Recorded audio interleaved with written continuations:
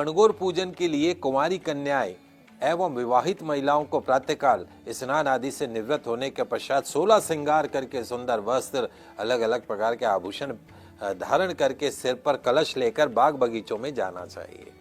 वहीं से ताजा जल भर के, पास में कोई गार्डन हो या कुआं हो या बोरिंग हो, वहीं से ताजा जल अपने कलश में भरकर उसमें हरी हरी दुर्वा डाल देते हैं। पुष्प सजाकर कलश को सिर पर रखकर गणगौर माता के गीत गाते हुए घर पर आते हैं, जहाँ गणगौर स्थापित कर रखी, पूजन कर रखी। उसके पश्चात शुद्ध मिट्टी को साफ मिट्टी के शिव स्वरूप ईसर बनाए जाते हैं और माँ पार्वती स्वरूप गौर माता की प्रतिमा बनाकर एक चौकी पर स्थापित कर दिया जाता है। तो ईसर देव की और माँ गौर माता की पंचोपचार पूजन की जाती है। गणगौर माता को सुंदर वस्त्र पहनाकर संपूर्ण सुहाग की वस्तुएं अर्पण की जाती हैं। चंदन, अक्षत, धूप, दीप, दुर्वा, पुष्प से माँ गौर माता की और ईश्वर भगवान की पूजन अर्चन की जाती है। दीवार पर जो 16-16 बिंदियां लगाई जाती हैं, वहीं पर पुनः 16-16 बिंदियां रोली, मेहंदी और काजल की लगाई जाती है।